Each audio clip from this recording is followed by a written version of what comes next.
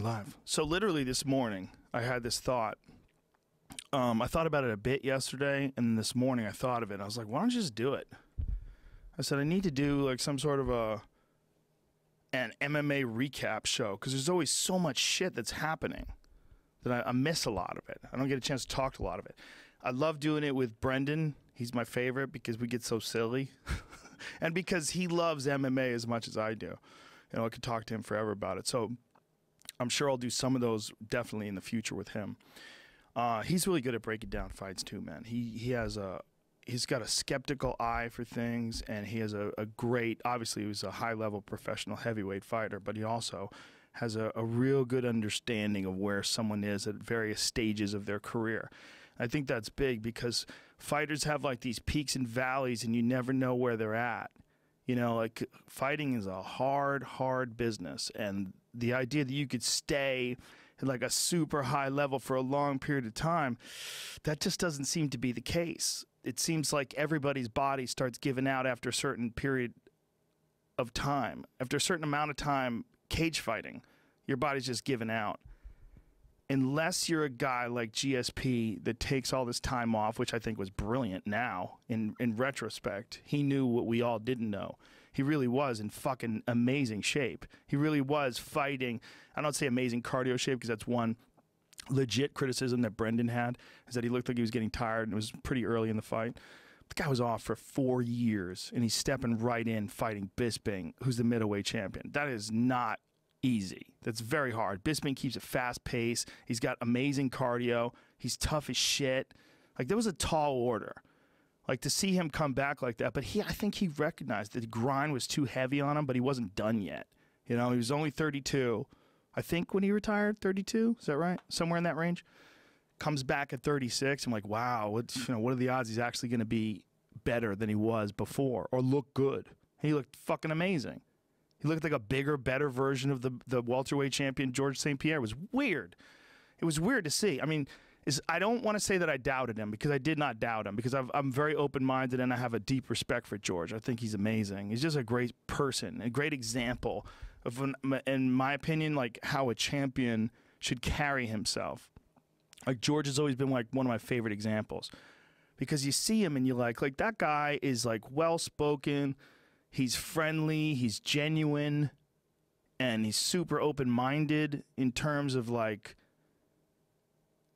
his willingness to listen to coaches and formulate a good game plan and always be trying out new stuff. Like, he spent a lot of time working with those guys in Renzo Gracie's, the Danaher Death Squad. There was a lot of images of them training together. If he's training with like Gary Tonin and some of these fucking animals, I mean, John Danaher is a wizard, and he's done just this amazing job with Eddie Cummins and these kids that he has in New York that are these leg lock masters. I mean, it's just Gordon Ryan. They're just animals. These guys are killing people. And for George to be in the mix with those guys, like, he's getting down with some serious fucking strangle experts. So for just knowing that he's training with those guys, because Eddie Cummins has been killing tournaments, Gary Tonin's been killing tournaments, Ryan's been killing tournaments, all those kids, Nicky Ryan, his brother too, they're all animals. So these guys, like Danaher has this great group of really savage jiu-jitsu players, and George is diving into that mix. Comes to LA, he's doing boxing with Freddie Roach. You know, he's one of the best boxing coaches in the world. Manny Pacquiao's trainer. So he's like getting down with like real boxing trainers. He's getting down with real jiu-jitsu coaches, and he never stopped. He never stopped, which is just amazing. And it's amazing that you could just jump right back in. Dominic Cruz sent me a text message right after it was over. He said, I told you ring rust is bullshit. And unfortunately, Dominic just broke his arm. I don't know the specifics of it, but that's a huge bummer. He's got to be chomping at the bit now to get back in there. Now that TJ just knocked out Cody Garbrandt, he must be chomping at the bit.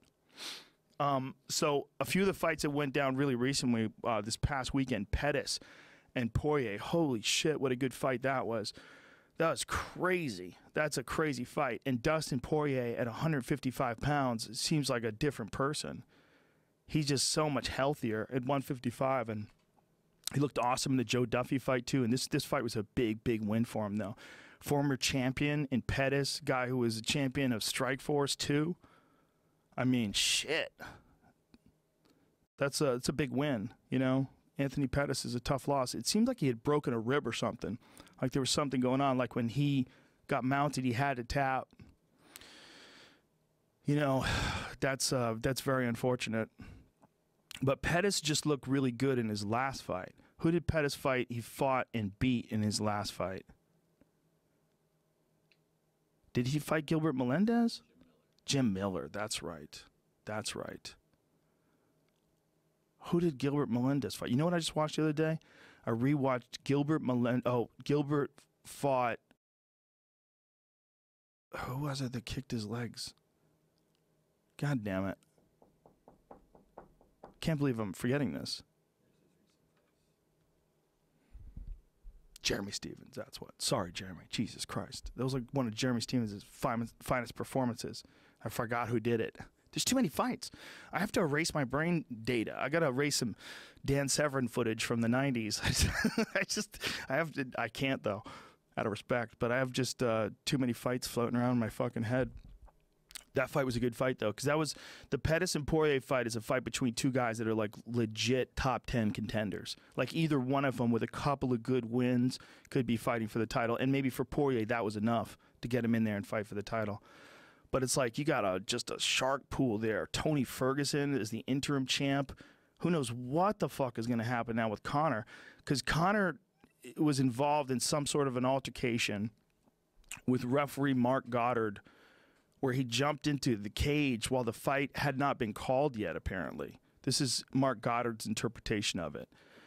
And I think Conor's he made an apology, and I think what he was basically saying was that he was angry that the referee had not stopped the fight. First, he thought the referee had stopped the fight, and then he was angry that he had not because he gets, like, really concerned when someone's taking a beating too much.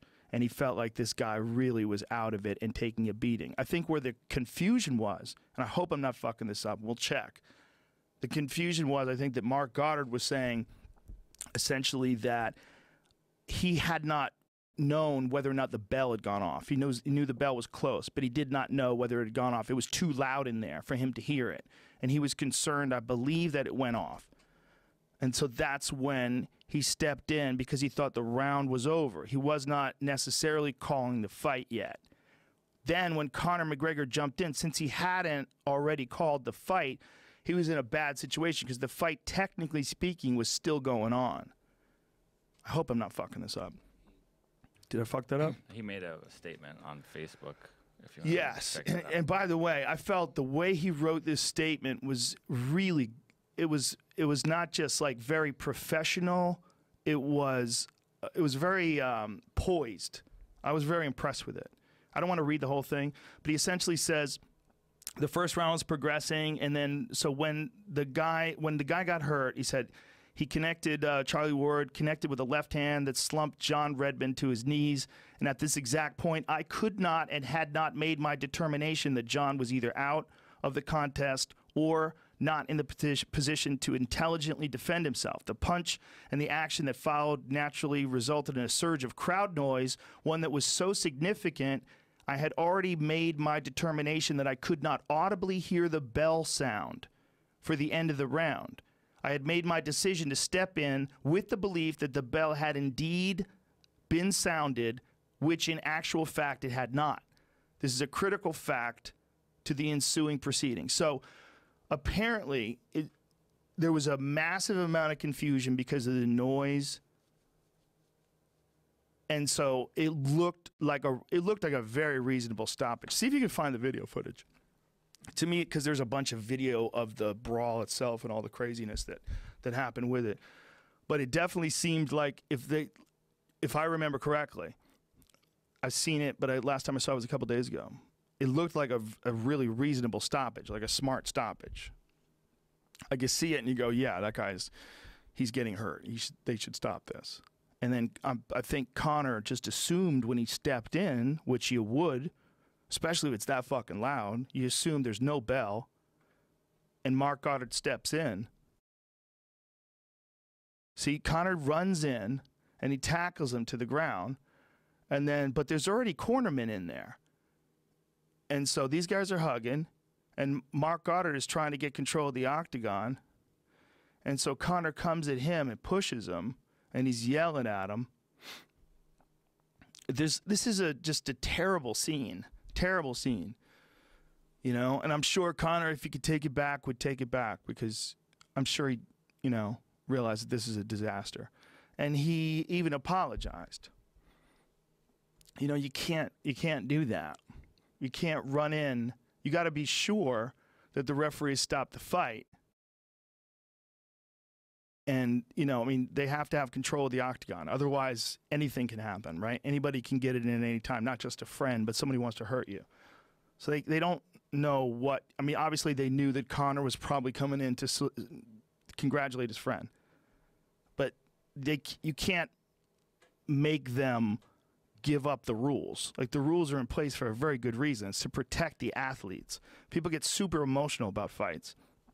And there's many times I would believe that if they weren't like very, very stringent in how they allow the athletes to behave, like have a really stringent set of rules, if they didn't do that, those guys would fight a lot. I mean, there'd be a lot of chaos. People would climb into the ring and beat the shit out of each other. We've obviously had a few incidents where corners argued with each other, but relatively speaking, when you think about how many fights take place, it's a very small number.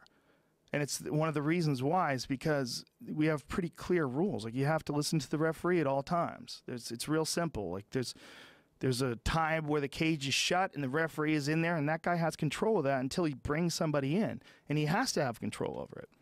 If he calls the fight, then he calls time, and then he brings the doctors in or whatever he wants to do, or he stops the fight. That is it's got to entirely be his call. And I see that Conor thought it was over, and he was probably like completely caught in the moment. He's fucking happy for his friend. He dives on his friend. They're celebrating. He's thinking that there's going to be a bunch of people in there any second now, because the fight's over. He's thinking they're going to open it up and Bruce Buffer's going to step in. But no. It would have been Bruce Buffer. It was another organization, but you know what I'm saying. Whoever their Bruce Buffer is.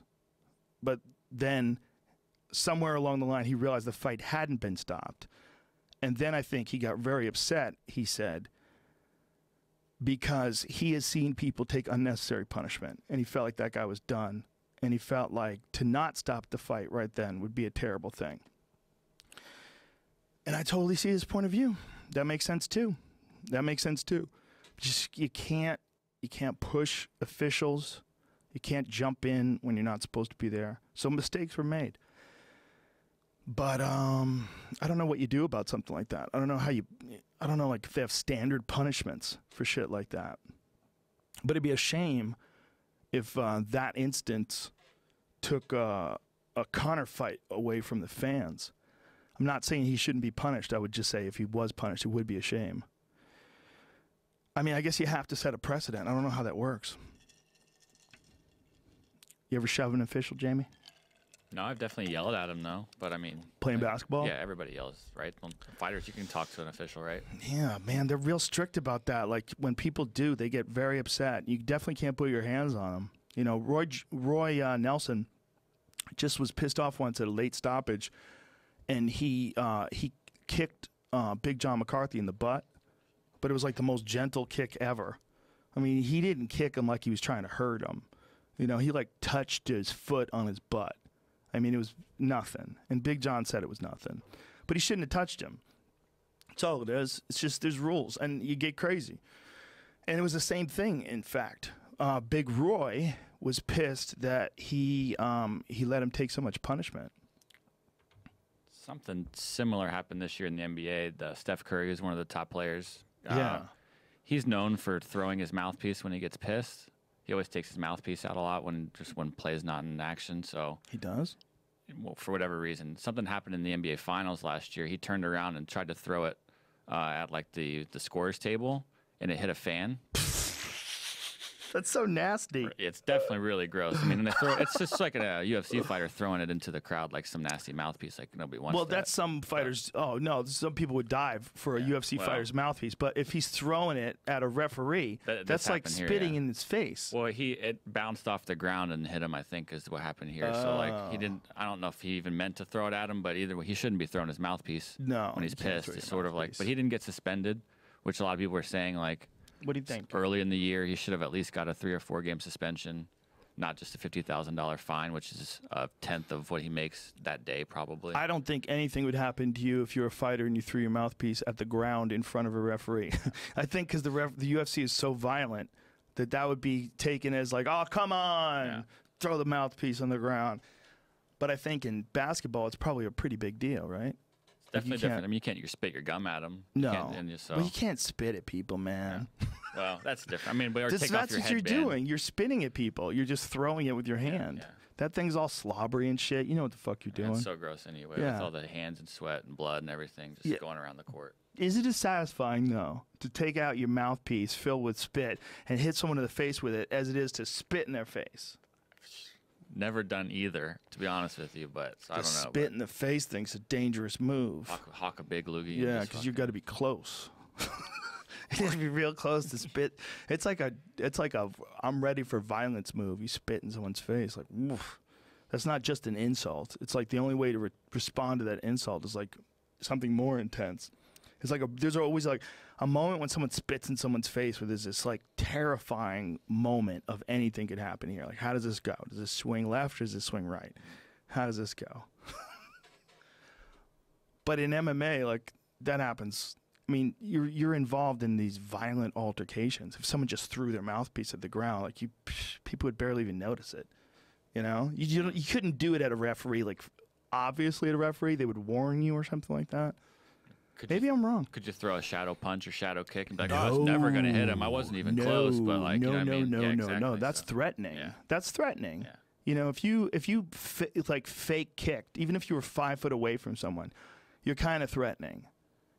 At the very least, you're doing something that's totally unnecessary. Like, why would you do that? You're doing that to elicit some sort of response from the referee. You're trying to get them scared. Trying to get him to realize that he's in the cage with a trained killer, you know? I mean, seriously, if you're in the cage and Francis Ngannou's mad at you and you're the referee, what a fucking terrifying position you'd be in. That guy is a smasher.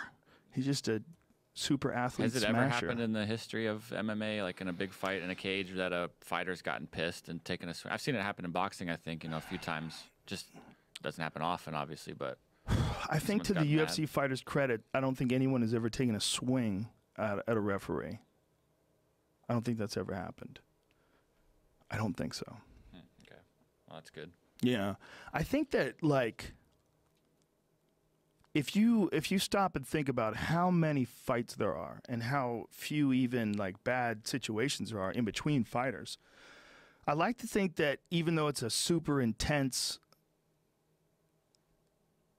endeavor to be fist fighting another person, male or female, like, for the most part, they're like really friendly people that do it. For the most part, they're very, they're accomplished. And they don't have any time for bullshit. But lately, there's been this trend, and I think it's because Conor McGregor's been so successful with it, of shit talking to like the nth degree. Like, who can be the biggest shit talker? And Colby Covington is just going for it, baby. He's fucking going for it. And I got to tell you, I don't know how I feel, because part of me thinks it's entertaining as fuck. When I read some of the shit that he says and I see some of the shit he says, like, he is just going for it, but it's working. See, here's the thing, and this is one of the things that he said. You got to understand, like, a lot of this is you're just trying to get your name out there. You're trying to do something that makes a splash, even if it's a bad splash, even if it's like pissing off the entire country of Brazil. He's making a splash, and I could see the point that, like, you shouldn't do it that way. I get it. I get people saying that. What I don't get is people saying that they're not paying attention. I'm paying attention. I'm not encouraging it. I'm just I'm analyzing it from an outside perspective. as a person who's a huge fan of the way Conor McGregor talks shit. I enjoy it. I fucking enjoy it. When Jeremy Stevens says something to him and he goes, who the fuck is that guy? He's a magic man with that shit. I think he's amazing. His fucking timing, the things he says, he's a character. He's a fucking character. And he fucks people up. There's no denying that. You know, Conor McGregor's a beast. And I think probably not even in his prime. I mean, I think his athletic prime might be a couple of years away. I mean, who the fuck knows what that guy can accomplish? But one thing that's clear is that he's changed the landscape when it comes to shit talking. Like now everybody wants to be a shit talker. Now shit talking is like, it's mandatory for the gig. You know, shit talking has become something that like is like an art form in and of itself. Some guys are just going for it. So Colby apparently got into it with Fabricio Verdum, because one thing about Brazilians, if you talk some shit about Brazil, they will get really mad at you. They're very proud. They're very nationalistic. They love Brazil. And I don't know if that was what the argument was about, but Fabricio Verdum hit Colby Covington with a fucking boomerang. See, the problem with that is I don't think Fabricio was trying to kill him, right? But the problem with that is that's a weapon. Like, that is literally is what it is. Like, it seems like it's goofy because it's something that we have when we're kids. You know, it never really works. Like, if you ever got a boomerang to come back to you, like, come on, man. You can't just stand in the same spot and get that boomerang to come back to you. Has anybody ever done that? Can you really do that? Yeah. For sure, I've seen it happen for sure. You got to do it up in the air or something? There's just a way you throw it. Yeah. I think it just does. But does it go right back to you? See Yeah. if you can find a video of someone actually getting a boomerang to go right back to the same spot where he stands. They do that? Yeah, you can do it with a frisbee too. I've seen a guy do it with crazy frisbee. So like they invented it so they can kill things with it though. They invented it to like throw at birds and shit. So this is a real weapon. Like you're literally hitting a guy in the head with a weapon. I mean, I'm not. Look at this guy. That's Australian as fuck. What's he got to say? And the boomerang will come back. Let me just demonstrate for you. That guy's English. And you see the boomerang's gone straight out. Oh, a dog fetches Jesus it. Christ. All right. He gotcha. He gotcha. He gotcha. I believe someone probably can, but the point is it's a weapon. So it's like Colby got hit with a weapon. For Doom, he hit him in the head with a piece of wood, and apparently he punched him in the face too. According to Colby Covington, this guy looks like he'd be really good at a boomerang. Let me see it come back. Oh shit! Look at that. That's fucking crazy. Oh, it flew away. Yeah. I mean, Is this bullshit too? it comes back to the vicinity that you're in. Sort of like I mean, I don't know. Like even if you send a falcon out, I don't know if it'll come right back to the same GPS spot that you let it go from, but pretty close. Yeah, how does that work? Falcons are just, they don't know what to do? I have no idea on that. So this dude is like a boomerang expert. Look at him just whipping that boomerang. How long would you have to practice to get that good at a boomerang? That is, what a weird fucking weapon. Yeah, you couldn't catch it either. You couldn't catch it, but what a weird thing, Yeah. you know, that someone figured out how to do that. Like, how smart were those goddamn people? Like, how many different shapes did they come up with? Like, okay, if you had to guess, how long do you think the boomerang's been around? Thousands of years, I would say. It's got to be one of those accidents someone figured out and was like, whoa, look at that, and just threw it. Right. Like, hey, it comes back. Look at that, it comes back. And then, Yeah. But do you think that, like, there's a conventional, like, academic view of, like, when it was invented? It must be, right? So you can find that. I just heard there's one of the most popular VR games or VR experiences. I think I showed it to you. You've probably done it, called Tilt Brush, that virtual painting experience. Yeah, yeah. I just saw yesterday a tweet that said it was started as the guy who made it started out to make a 3D chess game, but a bug was found that one of the pieces was dragging light behind it or whatever. And he's like, oh, look at that. And now he made the most popular VR thing there was, based off of a bug that. So similar, someone could have just thrown a stick and be like, hey, look, hey, this one comes back to you. What can we use this for? Right, sort of like how they invented Viagra because they were trying to come up with some blood pressure medication or some shit. Yeah, exactly. Yeah, like, hey. No one knows for sure how the returning boomerang was invented. Anyway, Colby got hit in the head with one. I don't know how that works, man. That seems like assault. I mean, that's like I know he wasn't trying to kill him. If you watch the video, let's see if we can watch the video. Boomerang, 25 to 50,000 years ago. Wow, that's a big gap. Yeah. They're like, I don't know. He like threw a bag. It looked like he just bought it or something. I think someone might have, yeah, he might have bought it or someone gave it to him or something. They give you boomerangs down there, but he's got it in the bag and he just fucking whips it. He hits him in the like side of the head. He hits him in like the shoulder and the head. And Colby's still talking shit to him. Do they give out boomerangs like Lay's in Hawaii? Is that probably when you show up, they give you one? Yeah, it's Colby, like when he hit him with it, he's like, whoa. Yeah. This is crazy. That just happened today, right? I think so. I just found out about it like right after the last podcast was over. Crazy, and they're talking crazy shit to each other. We don't have to broadcast the shit talking. I find it rude and vulgar.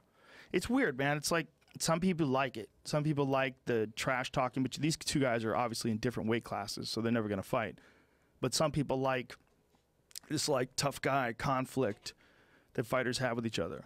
And some people hate it. There's some people that think that some people are martial artists, you know, and they think that this is all like offensive, that you should conduct yourself like a martial artist.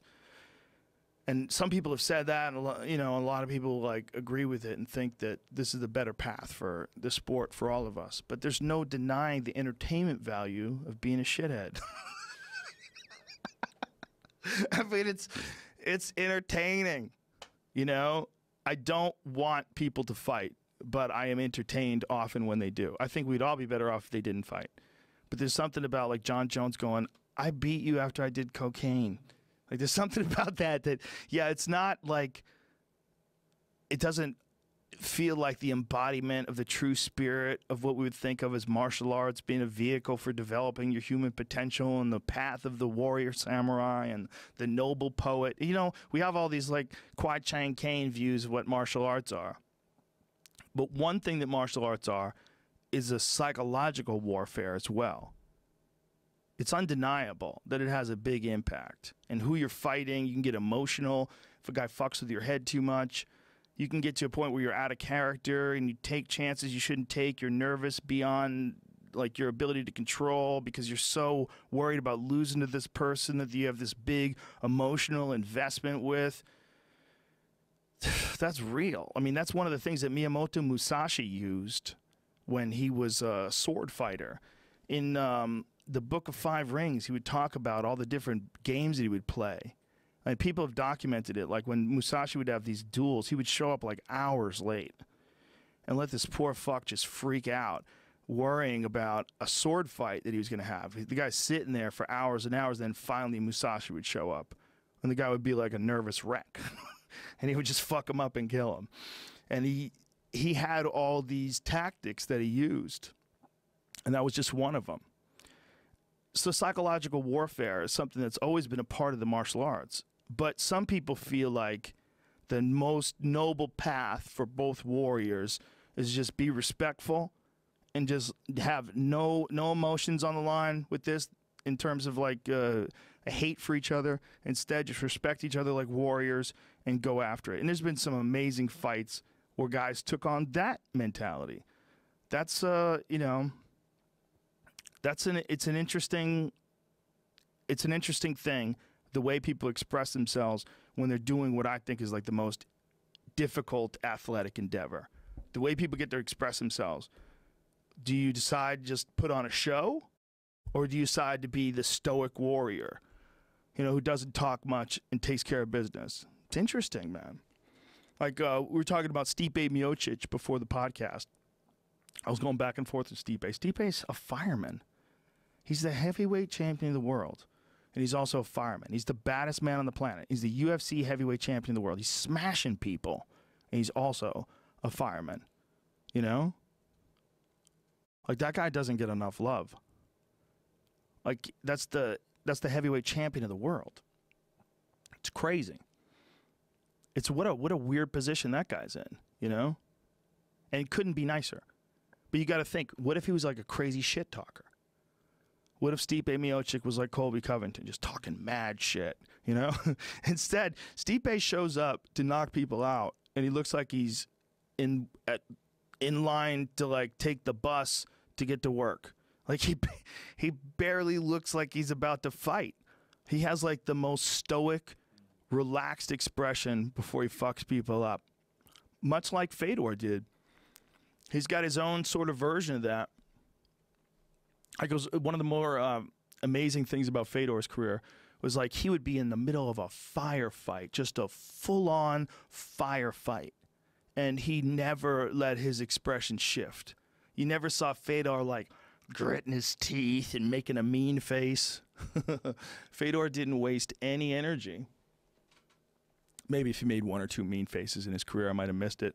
But most of the time, he would be in the middle of these fucking horrific wars in Pride with, like, just dead face. You know, I mean, he, in hindsight, especially since Cain's been injured so many times, he, in hindsight, I think, has to be recognized right next to Fabricio Verdum as the two greatest heavyweights of all time, which Cain Velasquez is right in there in that mix, too. And if he wasn't injured so much, I would think Cain is probably the most difficult one for all of them. He just was, when he fought Verdum, not making any excuses for him, but I think he really didn't have enough of an opportunity to adapt to the Mexico City altitude. It's like extreme altitude, and Verdum did a very wise thing. He got up there way early, and he lived up there even higher than Mexico City. He lived up, he set up his training camp like way in advance, so he totally acclimated. So for the first time in Cain's career, somebody had a cardio advantage over him, which was crazy. And then on top of that, Fabricio Verdum is just the nastiest submission artist in the history of the sport. He tapped out Fedor Emelianenko, he tapped out Minotauro Nogueira, and he tapped out Cain Velasquez. Those three guys have to be considered top three all time. So top 3 or 5 all time guys, Minotauro's tapped 3 of them.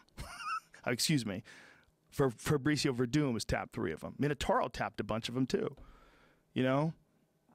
Minotauro, when he tapped Mark Coleman, that was gigantic for jiu-jitsu.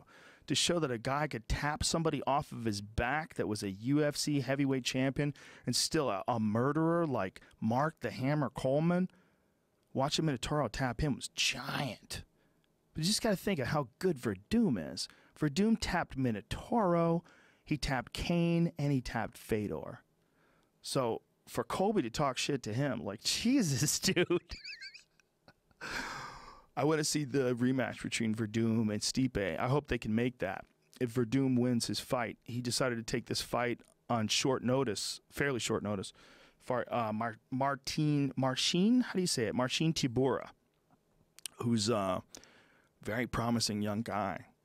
And he was supposed to be fighting Mark Hunt, which is going to be a crazy strikers match, I would imagine. But Mark Hunt got pulled from the card. There's some concern about something that he said in an interview, and he said that the UFC is they want to remove him because of his lawsuit, and the UFC was like, look, we've already paid you $1.6 million since the lawsuit was filed. Like, you've fought for us and made a lot of money since then. Like, we're not trying to stop you. I believe that's what they said. Pretty sure. I don't want to misquote that. But the point is, like, they decided, for whatever the reason was, to remove Mark Hunt from the card, and Fabricio moved right into it. And it's right after he just submitted Walt Harris. So Fabricio's still in the mix, and, like, having that quick win like that over Harris, got a nice submission, beautiful armbar transition from the back. It was just nasty. He's just so high level on the ground. I don't think people understand or appreciate it. He could do that to almost anybody. The thing is, like, his level of jiu-jitsu, he was a legitimate world champion in jiu-jitsu. He won Abu Dhabi. I mean, Fabricio Verdum is just a straight-up killer. His jiu-jitsu is at such a high level still. Like, most of the heavyweights that get on the ground with him are going to be in deep fucking water. It's just the level of jiu-jitsu that he has is so high that, like, the average MMA practitioner, you know, at a high level has a really good level of jiu-jitsu. But Fabricio Verdum is a guy that taps those guys. Like, that's how good he is. if he gets anybody that's anywhere near his size on the ground that's competing in the heavyweight division, there is a huge likelihood that he has a massive jiu-jitsu advantage. And until you've rolled with a guy who has a massive jiu-jitsu advantage, you don't realize like how big the difference between like him being 5% better than you, him being 10% better, him being 15%. Fabricio's probably 20 to 30% better than anybody else in the division when it goes to the ground. So even if you're good and strong and you're athletic and you're quick, he puts the smush on you. You stay smushed, man. Like in the Brandon Vera fight's a great example of that. Brandon Vera was a bad motherfucker, and he's good at the ground. He knows how to fight. He knows how to submit. He knows how to kickbox. He was on fire at the time. But Fabricio put the smush down on him. He got on top of him. That mount was just inescapable, and he started smashing him. Fabricio, super underrated jiu-jitsu. I think even though people know it's his strong suit, they know how badass he is, when you watch like the shit that he can do, there's not a whole lot of guys that are like that as a heavyweight. There's not a whole lot of guys that have that kind of guard. There's not a whole lot of guys that are just so dangerous from everywhere. And his striking has got really good too. You got to think he knocked out Mark Hunt with a flying knee, you know, and that's how he won the title. He's a beast. Fabricio Verdum is a fucking beast. He just got super emotional when he fought Stipe in Brazil and just really charged at him, almost uncharacteristically aggressive. And Stipe just set it up and just dropped a bomb on him and knocked him out. But Stipe could do that to any living human. Any living human that chases Stipe Miocic around like that, and Stipe can just stop and cork one on you as you're moving in. The only one I think you might be able to take something like that was like a prime-time Mark Hunt. Like prime-time Mark Hunt had like the greatest jaw of all time. Krokop head kicked him. Full-on left high kick to the head, and Mark Hunt like barely wobbled a little. He was like wobbled a little. He might have went down to one knee for a second and bounced back up. Like that would smash people. Most people got hit with that Krokop left high kick, and it was night-night. But there's a video of it. I'm pretty sure Krokop was wearing shoes. I think he was wearing shoes when he head kicked him. He's wearing shoes. Yeah. That's crazy. They let Mirko Krokop kickbox with shoes on. Pride didn't give a fuck. Look, see that? He's throwing kicks with, look at that. Boom. Hits him in the head. Look what happens. Little wobble. That's it. That's insane. You have to know how insane that is. Folks, you don't know. I mean, that is crazy. Mirko Krokop puts everybody to sleep. He didn't even make Mark Hunt sleepy. That prime-time Mark Hunt had the most ridiculous jaw of all time. The most ridiculous ability to take a shot, I should say, of all time. Because it wasn't just his jaw. Anywhere he just could take a shot. Just insanely tough. Fabricio Verdum KO'd him. So you have to realize, you know, we're talking about a straight-up killer now. And he's 40. It's interesting. He says he feels great, though.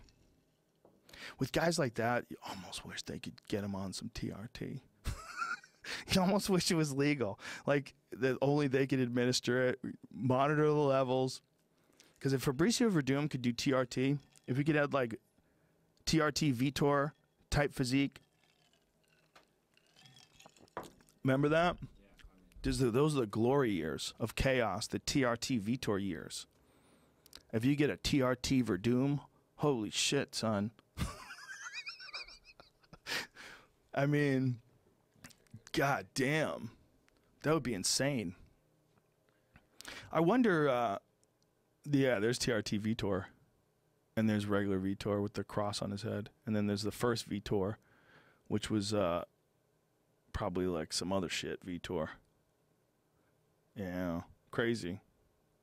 But at his prime, man, like when he knocked out Luke Rockhold, or when he knocked out Michael Bisping or Dan Henderson in one round, he was just terrifying. He was just something different. Just smashing people in a way that like was kind of stunning. Like, wow, Vitor has never been better. He just understood more because he was older and experienced. And then when they let him take test, his body was performing like a young guy's body. So he has this young guy's body, but this old guy's brain. And he just has incredible confidence from all his wars. I mean, he's been in there with so many just assassins and survived and lost and won. You know, I mean, Vitor's been around forever. So to see him on the TRT makes you go, God damn, why don't you just let him do the TRT, man? You're not supposed to say that. You're not supposed to say that. But here's one way that a company like Bellator or one of these other organizations could get ahead, is if they allowed that.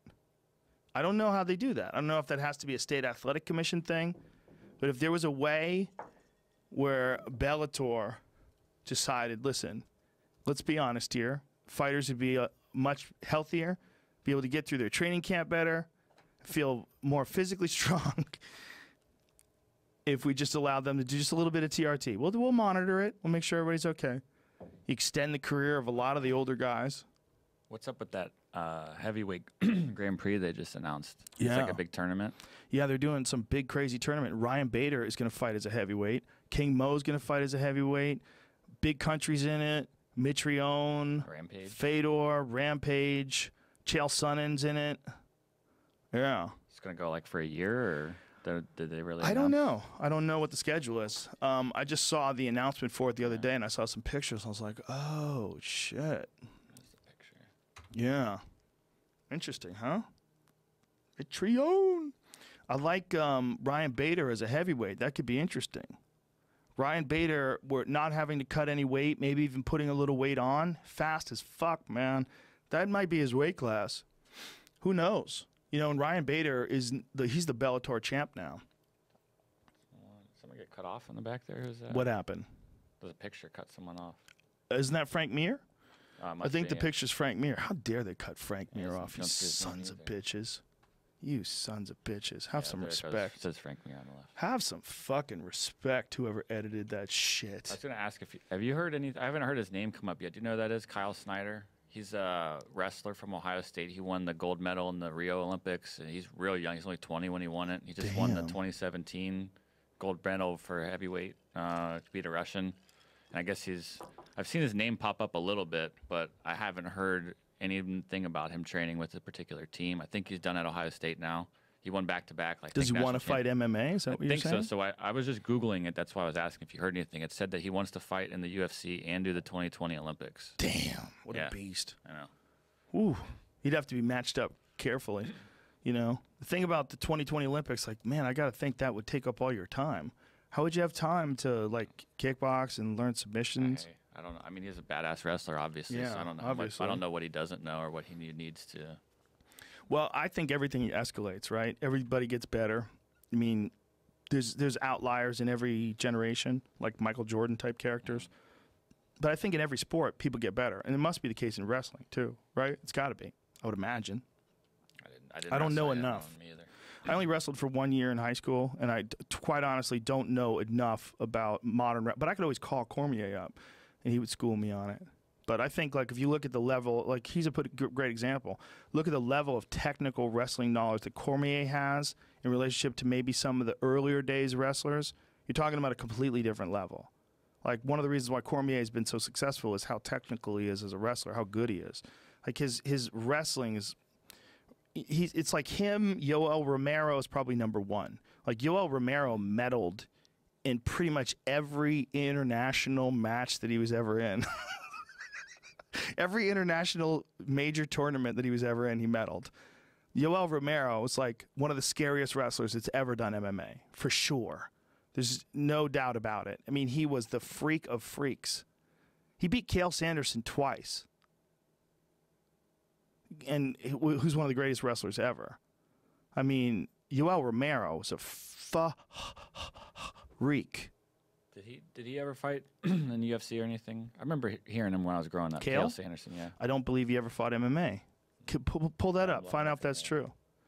There was a fake MMA fight I found out that the Russian Experiment did.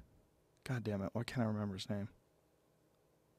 I don't see anything. It just says he's coaching after he wrestled. Yeah, he probably didn't. Probably decided not to. What the fuck's the dude's name? The giant guy?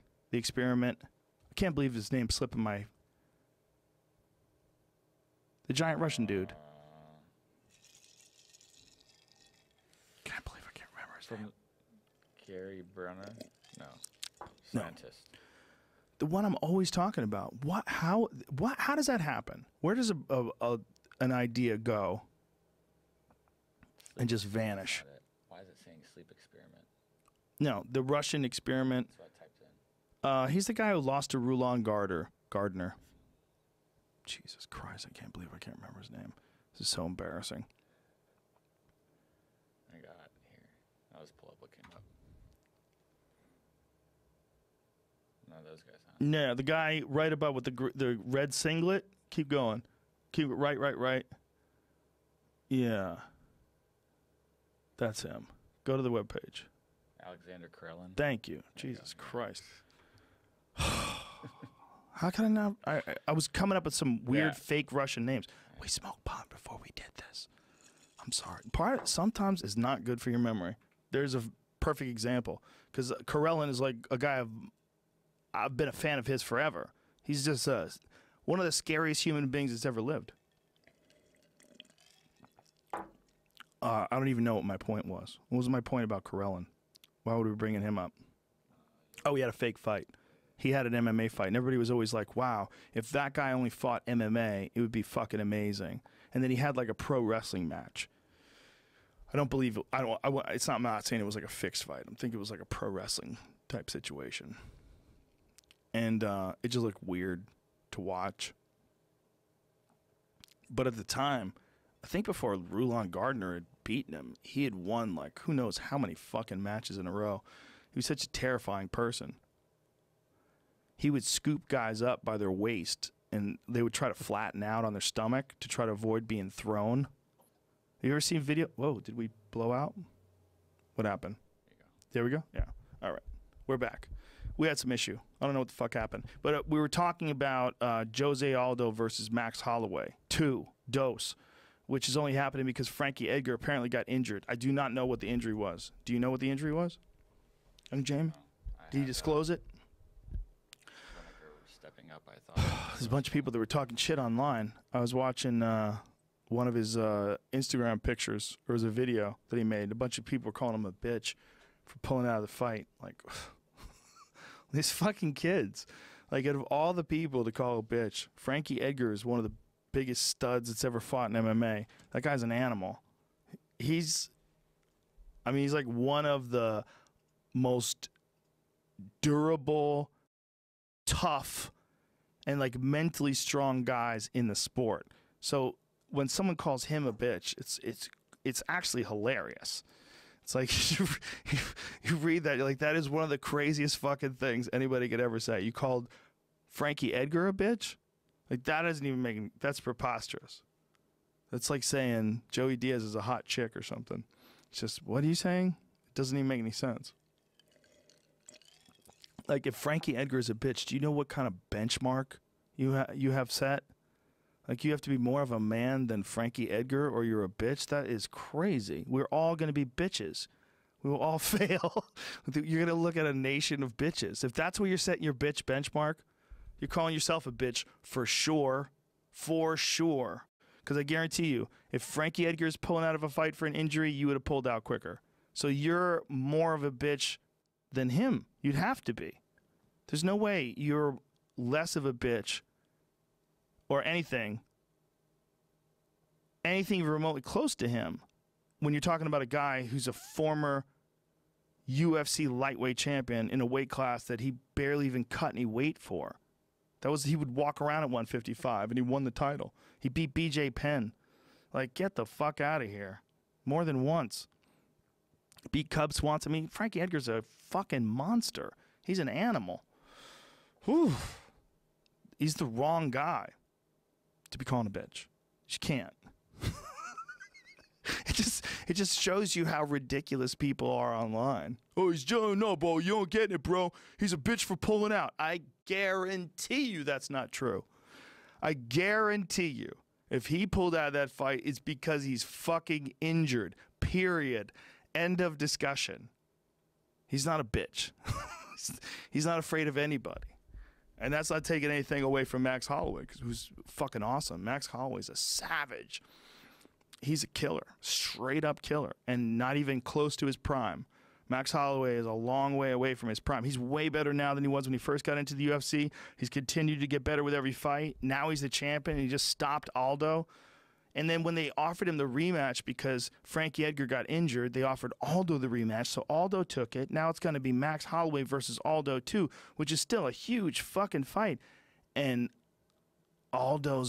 when Aldo got accepted, Max Holloway wrote on his Instagram, "It is what it is."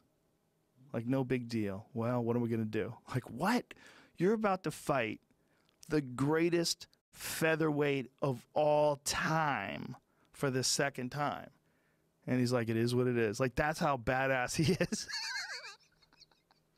He just figured, if I fucked you up once, I'm going to fuck you up again.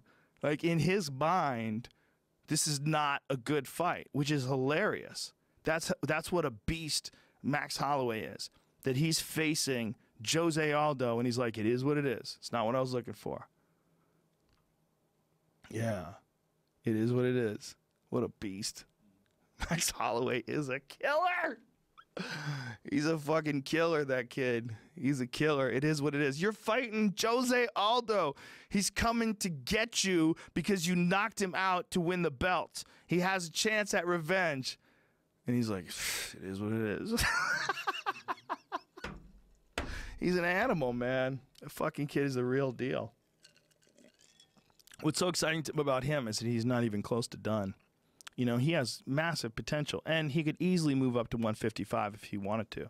Like, if they could, if say Max Holloway wins this fight spectacularly and then starts talking a bunch of shit about Conor McGregor and then moves up to 155, I think Max Holloway could easily compete at 155 if he wanted to do some sort of unification bout.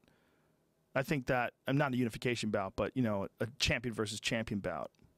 I think for sure Max Holloway could be competitive at 155. And Max Holloway's only loss in his career was to Conor.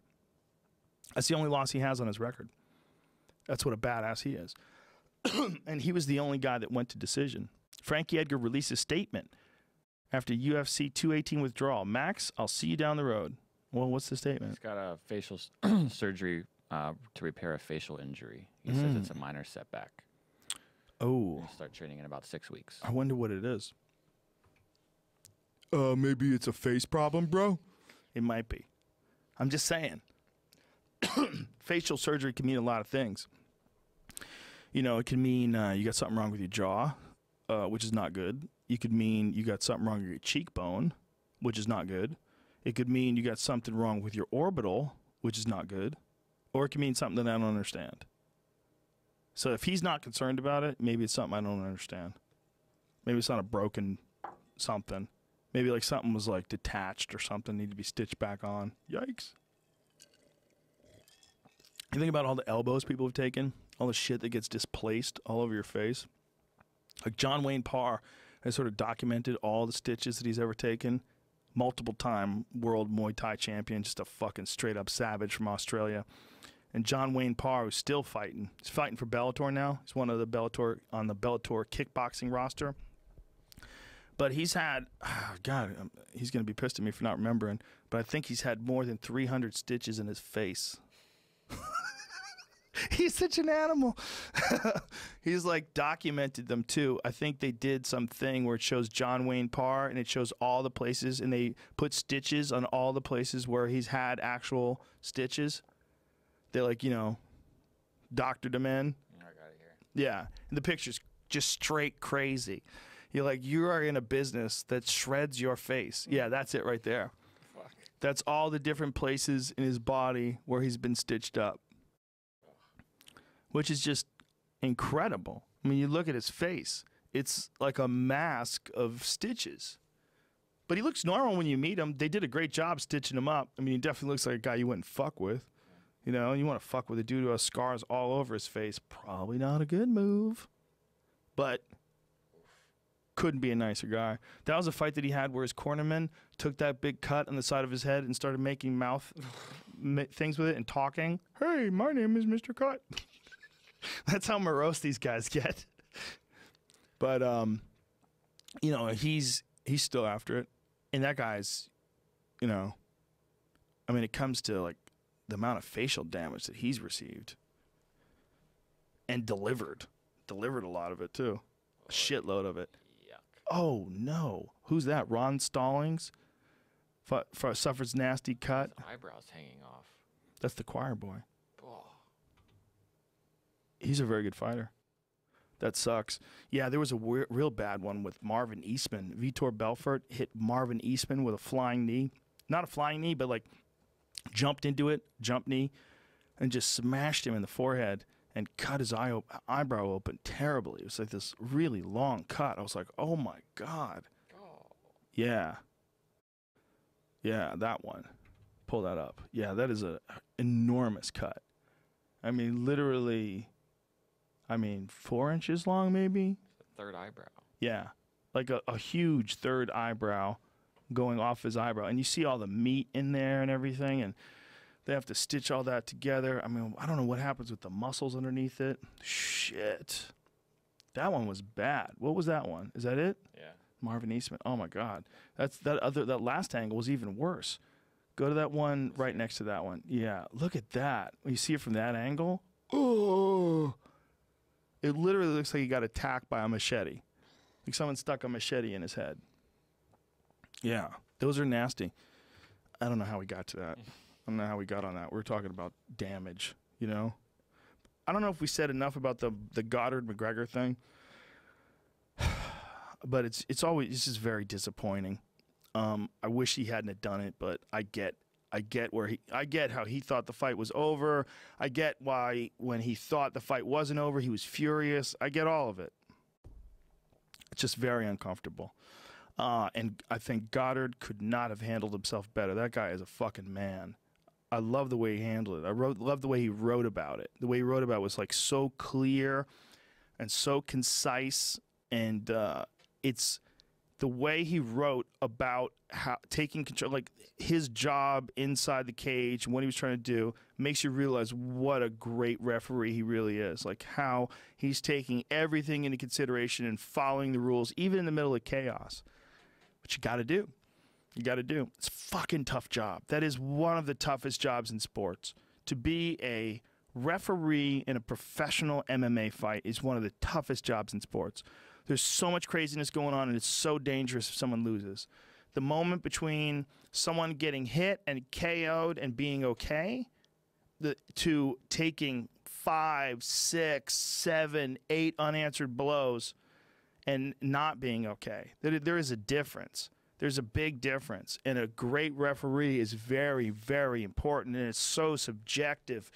It's so hard to decide when a guy's done, and how do you know? And do you take into consideration how tough the guy is? Because like Frankie Edgar can survive past the lands of doom where most people drown in their own fear. He survives past that and comes back and can win.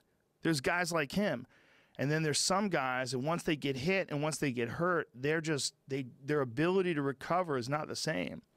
And I don't know what it is. I don't know if it's just the person who recovered didn't fight someone who hits hard enough or in the correct places to do enough damage where they couldn't return, or if they're so damn tough, it doesn't matter who hits them or where they hit them, they figure out a way to make it back. Who knows? There's a lot of arguments on both sides. But, man, you got to take into consideration, like if you're watching, say, a Frankie Edgar Gray Maynard fight, and you go, oh my God, this could be stopped at any moment. It could be stopped, but it wasn't stopped, and Frankie came back to win. He had a draw in one fight, won in the second fight. And in the second fight where he won by knockout, it was arguably even crazier because Gray Maynard was fucking him up in the first round again. Like, Gray Maynard was a beast, and he was huge for 155. But Frankie Edgar got through that storm. Some guys wouldn't have, and some referees would have stopped that fight. And I don't know who's right. I want to be really honest about this. I have no idea who's right. I don't know what the right move is. I don't know if the right move is to let a guy fight and let him recover and give him every chance he can to win that fight, even if it makes him take unnecessary damage, give him the benefit of the doubt, or err on the side of caution and safety. And different fighters would have a different opinion. You know, there was this archaic idea for a long time that has pretty much since been abandoned but the idea was that if you tap from strikes, you're a bitch. It was a real thing, you know, that people would stick in George St. Pierre's face because he tapped with strikes to Matt Serra. Matt Serra just blasted him, and he was on top blasting him, and George knew he was going out. So he had a tap. Matt Serra was a KO artist, too. He could hit fucking hard. But when you tap to strikes, if you know that you're not going to recover, I think it's a smart move. I think we have the wrong way of looking at it if we denigrate people. I know they do it just to talk shit. I know you're testing someone's courage, but I think between fighters, there should be a difference between the shit talking that fighters engage in and then the way that other people analyze the actual sport itself. Because I think if you analyze the actual sport itself, you can't see anything wrong with tapping to strikes. If you're a pundit, you're a sideliner, you're an MMA fan, in my opinion, if you really trust a guy's judgment as a champion and as a high-level fighter like George St. Pierre is, you can't be upset if he taps the strikes. It's because he's getting fucked up and he knows it. Like the Joanna Jędrzejczyk. She said she didn't tap the strikes. She said she was moving her hand around. It looked like a tap to me. She was getting smashed, though. She might not have even known she was tapping. She might have been in a memory short-out circuit where she's getting blasted. So if she even remembers tapping, who knows? She's getting cracked, man. I mean, she got clipped with that left hand, and then Rose gets on top of her and starts dropping haymakers on her. Just boom, boom, boom, boom. And you see her reach over and tap right as the referee gets in and rescues her. And she might not have meant to. She might have been just, you got to realize when you're getting smashed in the face like that, everything is chaos. It's fireworks and sparks. And every situation is different. In one situation, you might have a guy who's fully aware of what's happening and knows exactly what he's doing. He's getting bombed on, but he can get through it. Versus a person who gets hit, and from the very first shot, they don't know what the fuck is happening. They're just on Queer Street. They're Gonzville. They don't know where they are. They're like, whoa. And you can't see it from the outside. The only person who knows is the person that's getting hit. And the only person who knows their ability to recover. Now, how much of that is psychological? How much of that is their fighting spirit? How much of it is physiological? Guesswork. No one knows. It's a combination of all those things for sure, 100%. Because you can't just have the physical and you can't just have the mental. If you have the mental and someone has the physical way better than you, you have to have all of it. That's a big, the idea that any person could be an MMA champ. It's like, ooh, I don't know. Because everyone that's a champ is fucking super exceptional. If it's not just physically, it's physically and mentally. Like, it's not an easy game. It's a crazy fucking sport. And who knows if Joanna tapped. It looked like she tapped. Who knows if she realized what was going on. You know, did you see that thing about that football player that was diagnosed with CTE for the first time while he was alive? We sort of glossed over it when we were talking to Dan Carlin. But this is the first time a living football player has been diagnosed with CTE. I was going to ask who it was, but it says they're unnamed. Yeah, I wouldn't want people to know, I guess. Man, they're saying that even high school kids have it. That high school kids who play a lot, bang heads a lot, you're going to get it. Like, that is so hard to deal with. You think about how many people play football, how many people box, how many people fight, how many people are going to walk out of that thing just Gonzville, and how many people are going to be really clever, like Mighty Mouse, and avoid the damage, and just have a technical understanding of like where to be and where not to be, what's coming next, how to keep somebody thinking, how to overload their mind with possibilities. You know, it's like you've got two different styles. You got that style, the super technical upper echelon of MMA, where he's like gets super aggressive and picks up his pace towards the end of the fights and wind up finishing guys just out of just excellence, like that crazy suplex to armbar thing that he did on Ray, God damn it, what's his name? Ray Borg. The Taz Mexican Devil. I fuck that up all the time. And when I do the weigh-ins, I call him the Tasmanian Devil. It just comes out of my mouth like an idiot. But Ray Borg, who's a very good fighter and very tough and fast, man, when Mighty Mouse just put it on him, it was like you're watching an artist. You're watching someone who's just clearly head and shoulders technically above anyone in his division.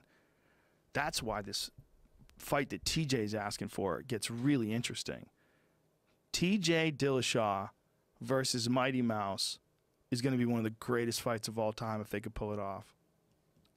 If they actually wind up making that fight, holy shit, will I be excited. I'll be so excited because I think this would be the first time in a long time where Mighty Mouse has been challenged. I mean, he got challenged by Ian McCall, had him in a really bad spot. He's certainly been challenged by other fighters. You know, he certainly like fought fighters early in his career where he had like really good fights with them, Joseph Benavidez. But at the stage that he's at now, he's so advanced that I think it takes someone like a TJ Dillashaw, like a real super confident world champion killer, to give him the fight that we need to see. Because if TJ really can make 125, and he says he really can make 125, then holy shit, what a fight that is. Ooh, that's a good fight. Because TJ will have a giant power advantage, right? I mean, TJ's knocked out Renan Barao. TJ's knocked out Cody Garbrandt in his last fight. TJ avoided all the chaos that John Lineker brings into the cage. TJ avoided all that. He shut him down.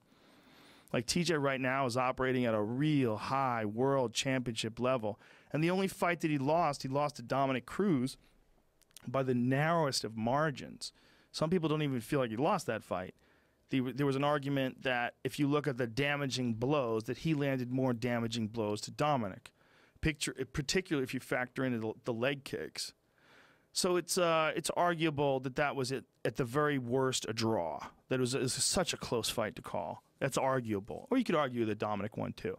But the point is, he's a legit world championship caliber fighter. Like, TJ's a fucking killer.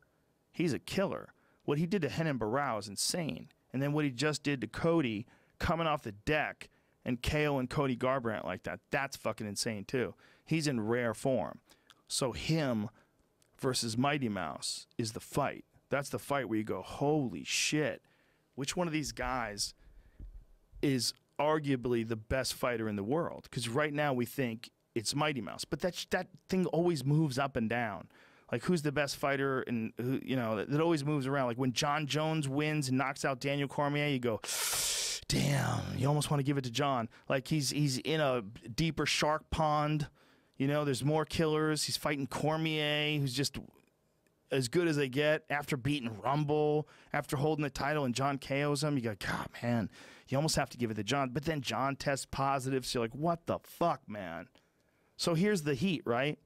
It's John and DJ, right? Demetrius is probably, in my ideas, number one.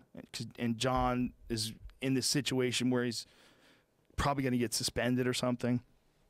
But then you got probably TJ, if not George St. Pierre. So GSP moved up on the official list. Did he go to number one? Number two. Of course. That's interesting that you give him that with one fight against Michael Bisping. There's the list. That just shows you how badass you have to be to step in and fight Michael Bisping. After Michael Bisping knocks out Luke Rockhold, after he had beaten Anderson Silva, defends his title against Dan Henderson, and you just jump in there and beat him, and then jump to number 2 in the pound-for-pound rankings. Like, what? Welcome back, man. It's crazy. So what do you think about all that stuff? They're having all this these conversations about who's ranking the fighters, and that the organization shouldn't be able to rank the fighters. Like, they shouldn't be able to make the matches. It's done technically right now through writers, right? But mostly writers. I think you can see who the writers are, right? Who writers? Voting panelists. I'm sorry, but they're all people from, let's see, like, yeah. But at the end of the day, blogs and whatnot. The UFC decides what they're going to do. Right. No, At the end of the day, they go, yeah, you guys are cute. Listen, George St. Pierre is going to fight Michael Bisping. Shut the fuck up. That's what I was going to compare it to something that came out this week. The way the college football runs their big playoff is they have a panel that takes into account all of the official rankings that are done, a couple computer rankings, but then at the end of the thing, it's still the 7 or 8 people are going to decide that this team is ranked over this team, and it really comes down to money, the matchups they want to see and what they can sell in ads, but they don't officially say that. It just creates more posts that, like, why did they do this? We don't understand it, and they won't say it. That kind of thing. Yeah. Well, it's the UFC has the ability to do whatever it wants, and they're in a situation, and here's the argument for it. They're in a situation where they just bought this organization for $4 billion. They need to make money, motherfucker. So if they got to have Tyron Woodley fight Nate Diaz, they're like, hey, that's going to do some pay-per-view numbers, and it will. That's an interesting fight. I like to see it. I like to see how Nate deals with the biggest, fastest welterweight in the division, the biggest knockout artist welterweight in the division. I mean, there's no doubt about it. Tyron Woodley is a tank. He's a tank who throws fucking missiles your way. Boom, boom. And he's gotten very tactical. People got mad at him for those 2 Wonder Boy fights, but I suggest that they don't truly appreciate what those fights represented. They represented extreme consequences for any mistake. You're fighting a guy who's like one of the best counter-strikers on the planet Earth in Wonder Boy. He's one of the sneakiest, slipperiest strikers in the sport. He moves like a world champion karate guy who also has takedown defense. And he's got a ton of experience in MMA now. And he just fights weird. He throws front leg roundhouse kicks to your face. He jumps in and hits you with shots you don't see coming because he like has that blitz karate style that he employs sometimes. Very difficult to hit. His hands are always down low. And Tyron managed to not just beat him, and they were boring fights. I'm not going to lie to you. They were boring fights, but they weren't boring to me while they were happening. It was boring in terms of the overall result because it was a 5-round decision where not a lot of exchanges took place. But it wasn't boring when I was watching it, and this is why. It's because now that you know how it ended, you'll just sit through the fight and go, oh, my God, this is boring. But when you don't know what is going to happen, they don't know either. And they're making these decisions, and they're so evenly matched that they're canceling each other out. And Tyron is doing a very smart thing by not engaging, and he's not doing too much. Because if he does too much, it leaves these openings, and he doesn't want to even remotely risk that he's going to put himself in a position where he gets open and Wonder Boy catches him. So he makes Wonder Boy do all the leading, and then when the bombs get dropped on both occasions, Tyron Woodley was the one that hurt Wonder Boy, which is crazy. When you think that Wonder Boy is one of the best kickboxers that's ever fought in MMA. He had some insane kickboxing record. I want to quote it out of the top of my head. I think it was 57-0. He was 57-0 as a kickboxer. I mean, this is a guy that George St. Pierre said was the best striker that he's ever sparred with. That's how goddamn good Wonder Boy is. He's another level striker. And those 2 fights between Tyron Woodley and Wonder Boy essentially were striking exchanges for the most part, except for the first fight. The first fight, Tyron did get him in a guillotine for a while, and it looked like he was burning his arms out. You know, you couldn't believe that Wonder Boy got out of it. But the point is, in the moments of the fight where one fighter was in trouble, it was always Wonder Boy. And that's enough in my eyes to give Tyron the decisions for sure. Just that. If we want to look at what is a fight, I think the current system of like 10 points, 9 points, it's too flawed. We adopted this from boxing. We should have a way more comprehensive system.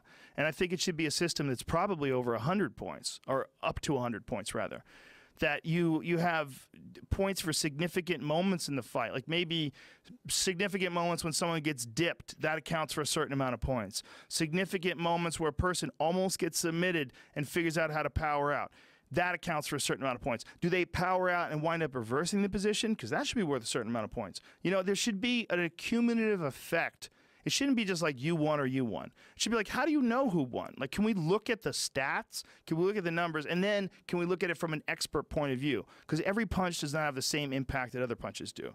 Every kick does not have the same impact that other kicks do. And every submission doesn't have the same probability of succeeding.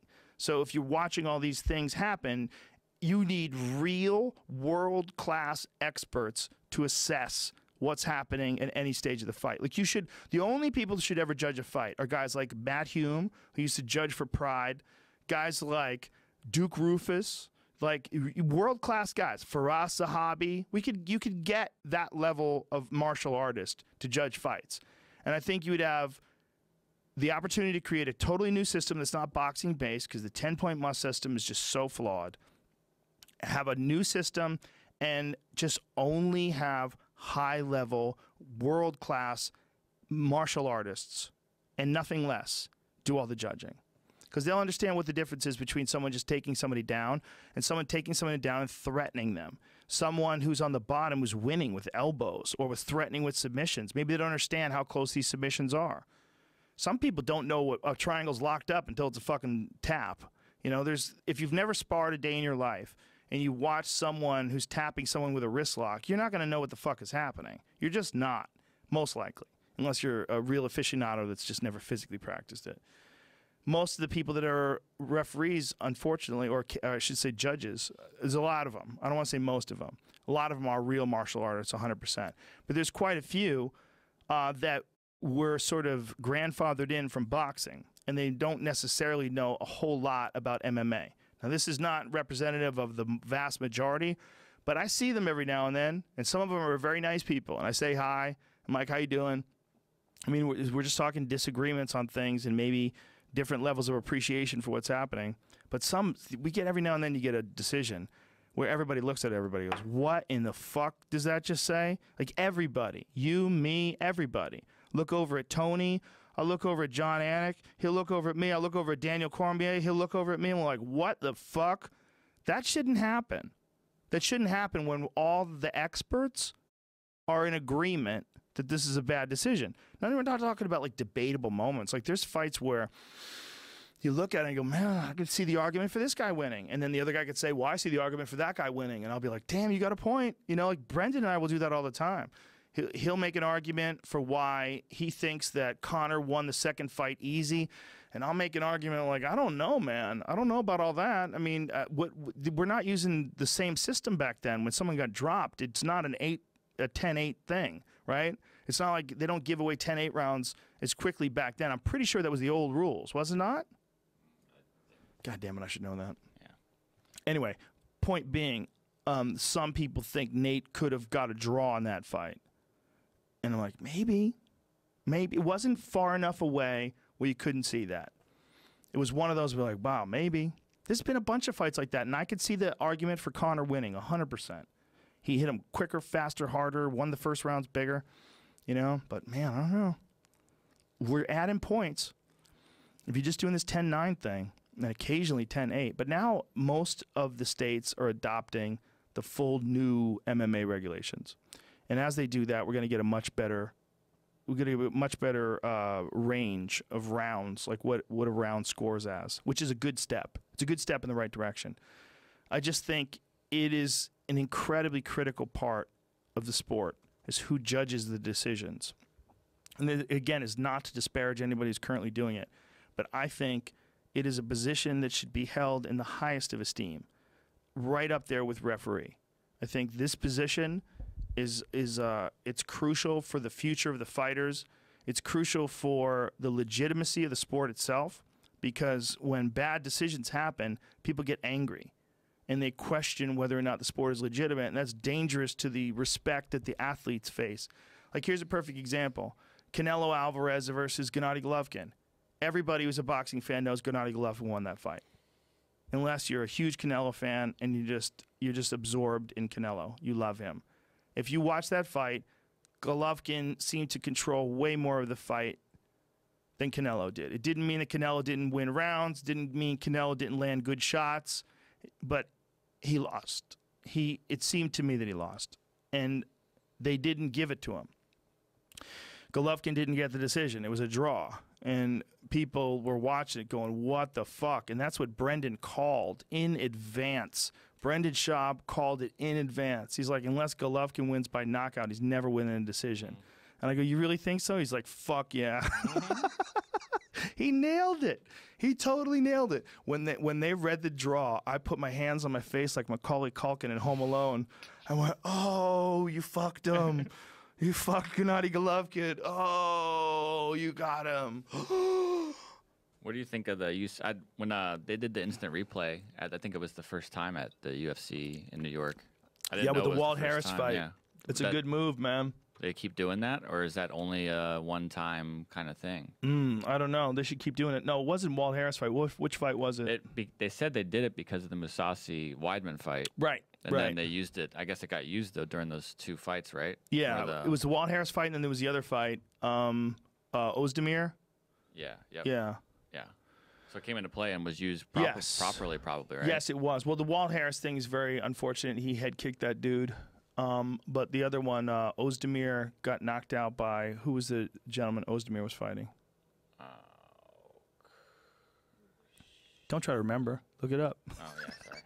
Well, I was there. I can kind of remember. I remember him like being pissed that he thought he'd lost, and then you came in and told him that he didn't actually lose. Yeah, is that the dude he fought's a beast. This is a weird time. Weird time for the sport, man. Like there's like a transitionary period, I feel like.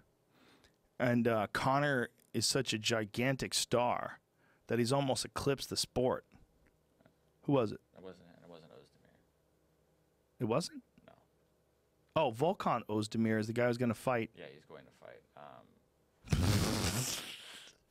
Lights out guy. That's hilarious. Just pull up the last card. All right, yeah. UFC 216. Yeah. 217. It's not Alexei Oleinik. Actually, that sounds right. Is it? Curtis Blades defeated Alexei Oleinik. Yeah, Curtis Blades beat the shit out of him. Yeah, that's right. Curtis Blades is a really interesting prospect. He's a big kid. He's super athletic. And he threw an illegal kick, but it literally just touched the ear. That was the God Beer Walt Harris. That was the illegal kick. And then, that was God Beer Walt Harris? Yeah, the other one was the doctor stoppage. Right, but wasn't there something that happened in that fight that was also controversial? I think he was beating him up, and then there was I'm trying to remember how it stopped. I think it was Who did Godbeer fight? He fought Walt Harris. He got head kicked. Correct. Right? Yeah, and Godbeer got the win on that. Right. But then when Curtis Blades, he accidentally kicked him in the ear, or he just touched his ear. Referee stopped the fight after Blades delivered an illegal kick to a downed opponent. Yeah. Doctor called in to check on him. See, that kick barely touched his ear. Like, he was already done. Yeah, you're right. Yeah, he was hurting really bad. Curtis was putting a beating on him. And when he went down, Curtis threw this wild kick and just literally touched his ear. It did not hit him. But the referee saw the contact and then went to the instant replay to make sure that he was okay. But as soon as the referee saw the instant replay, he's like, okay, clear, he's okay. But the doctors looked at him and they asked him, like, dude, this guy's fucked up. Like, this fight's over. And I think he said that it was over. He said he couldn't continue. I was bringing that up to begin with. Do you know how the instant replay worked? No. Did they all just get into a huddle and watch the video, or is there someone? I would imagine the referee probably watches it, and they probably watch it with like Mark Ratner, one of the officials, and they look at it and make an informed decision, and I don't know what the parameters of that are. I don't know who gets the call. But I would imagine it's a group. I would imagine there's very little disagreement when someone's looking at film like that because they're not biased. They don't. I mean, these guys are if you have John McCarthy and Herb Dean, they're looking at film. I guarantee you they're going to agree on what it is.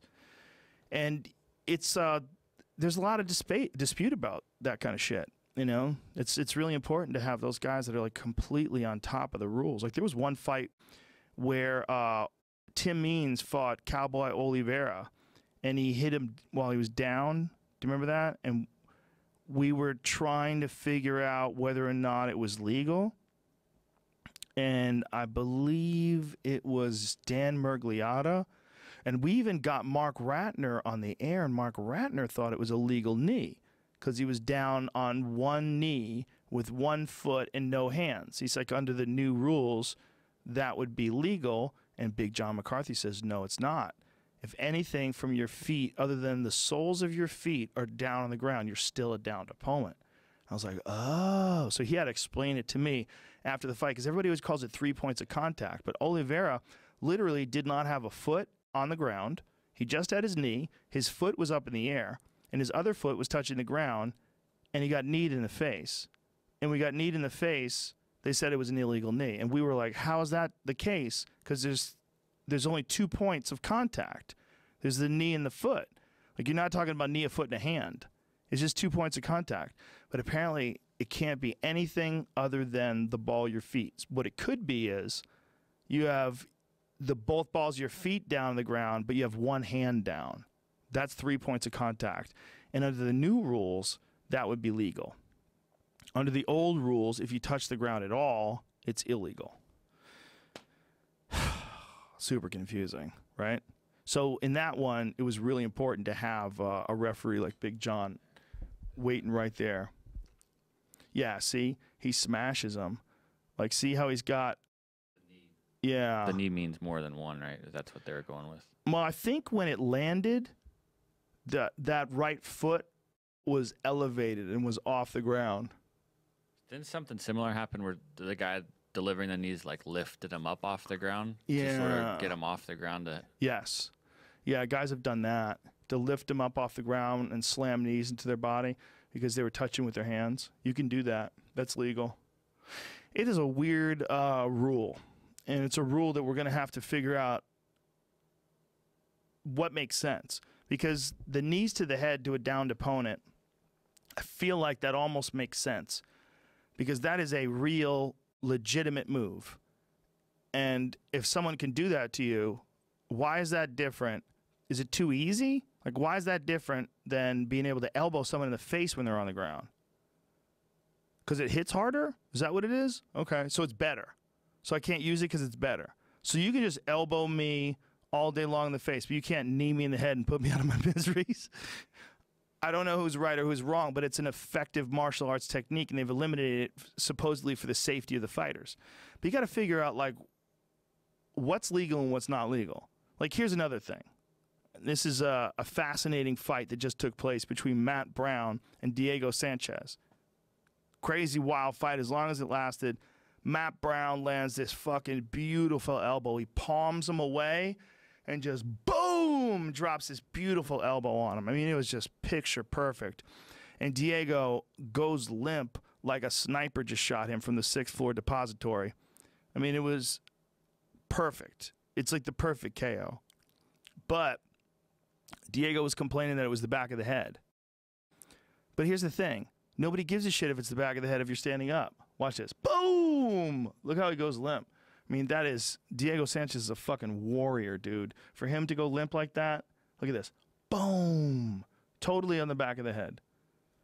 But that's okay when you're standing up. It's weird. If you punch somebody in the back of the head, like when Matt Serra fought George, I'm pretty sure some of those shots he blasted him with, he hit him in the back of the head. It might have even been the first one. Because if you're swinging sometimes and your hand goes around, like, your hand hits the back of the head all the time. Head kicks hit the back of the head all the time. Like, if you neck kick somebody, like if you go over, like say if someone's standing with their left shoulder to you, if you go over that left shoulder and drop down with that kick, that neck kick, shit, that a lot of time goes in the back of the head. That's a lot of times where it's landing. It's coming around. You're coming over the shoulder. You're literally slamming your foot, the instep, right into the back of that dude's head. And that's a hard fucking impact from a leg. Happens all the time. It's totally legal. It's weird. Because if you get on the ground, they'll go, watch the back of the head, watch the back of the head. Like, even from the mount. I mean, even from the guard, rather. If you're in someone's guard, you're punching them. Watch the back of the head. Everybody's watching the back of the head. How about protect the back of your head? No one says, watch your eyes. Don't hit the eyes. You don't say don't hit the eyes, but the back of the head's off limits? It seems like a good spot to hit. Like, what are we doing? I mean, well, it's so dangerous. Everything's dangerous. This is fighting. This is MMA. Look, shouldn't you know what works the best? If you can elbow someone in the back of the head sometimes, how come you can't do it all the time? I'm not saying that anybody should change that result. The result was perfect. Matt Brown by KO. I'm not saying that. What I'm saying is open it up. Let guys do whatever they want to do. And no gloves. I'm tired of saying this. Take the gloves away. No wraps. No hand wraps. That would save a lot. You would not be able to get away with nearly as much. Everybody would look like John Wayne Parr, though. You'd be all cut up. But I just think it's more realistic. It's just so weird to me that you put pads on your knuckles, but you're allowed to elbow someone in the eyeball. Like, what? Oh, you're protecting your hands. Oh, that seems like cheating. You should be, like, if you only hit someone with your hands so hard, that should be how hard you can hit them. Shouldn't be able to fucking put them in a cast. I mean, that's what you're doing. You put them in like a soft, leather-covered cast. That's why that Margarita fight was, you know, when Margarita got busted with Shane Mosley, when they found cement in his gloves, they took it too far. But that's what it is. You're making it so you can hit someone harder. It hurts almost as much. It doesn't have the sharpness to it that someone has when they hit you with bare knuckle. Bare knuckle has like a sharpness. But the amount of power that someone can generate just with no regards to their own safety is more. They can swing, drop bombs on you. Did he get caught because of that picture? Because they saw it? I do not know. Did they see it there? You could see it there? I mean, it's hard to tell what that is. It's broken. That's what that other picture was sort of alluding to. Can you make that bigger? That's as far as it'll zoom in. It's hard to tell what that is. That could just be the gauze that's all wet. I mean, it's after the fight. It looks like it cracked. I guess that's what they're trying to say. Is it looks, whoa, really? I mean, I don't know that gauze shouldn't crack like that, right? Or it should rip. Yo, imagine if that's the case. What if it really did turn into like hard shit, like real plaster? There's the thing. Whoa. See, I don't know how they found it. You know what I mean? How did he get caught? I don't know either. I think they someone from that's how you catch Sugar Shane Mosley's team watched him wrap his hands. I think you're allowed to watch your opponent wrap their hands, and he noticed something in the wraps and had it pulled out. So then everybody decided that that's what he had been doing his whole career, which is why he had been smashing people, because he had been smashing a lot of people. He just had more power, more pop. His loaded gloves. Prior to the 2009 Sugar Shane Mosley-Antonio Margarito fight, Mosley's trainer, Nazim Richardson, was in the Margarito dressing room so he could observe Margarito's hands getting wrapped prior to putting on boxing gloves. As Margarito's trainers were wrapping their fighters' hands, Richardson noticed what appeared to be a plaster of Paris powder on the wraps. Dun, dun, dun. The plaster of Paris hardens when it comes into contact with moisture, and any fighter will sweat during the course of a fight. Oh, shit. As soon as Richardson saw the substance, he accused Margarito of fighting with loaded gloves. Margarito's hands were rewrapped, and Mosley hammered Margarito. He did, too. He beat the shit out of him that day. I bet that dude felt guilty, knowing that you were going to try to fight a world champion like Sugar Shane, but you were trying to cheat, trying to load up them gloves, kid. Yeah, that's not good. But I think that bare knuckle would be different. I think it would be better for submissions for sure. Way easier to secure chokes. Your hands slip behind things. Way easier when there's no gloves.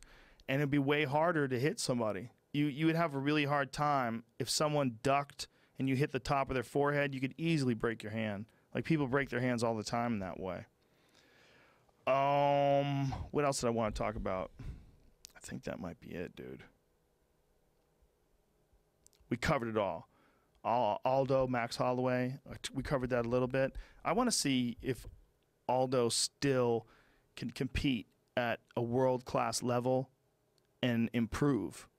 Because you know that he can compete at a world-class level. You've seen the last few fights that he's had. He's still, I mean, other than the fight that he had with Conor, where Conor starched him, did he fight Frankie Edgar right after he fought Conor? I believe he did. I believe that's who he won the title from. Is that who it was? Yep. Yeah, and he outboxed him. You know, he fought a guy in Max Holloway that's at the top of his game. top of his game for now, and with more height to come. But I mean, he's just peaking. He's just ramping it up right now. Max is a fucking beast. So it's interesting to see whether or not Aldo can recover. And he doesn't have a full camp for this fight either. You know, he had to take this fight on, I want to say 4 weeks' notice. See if that's true.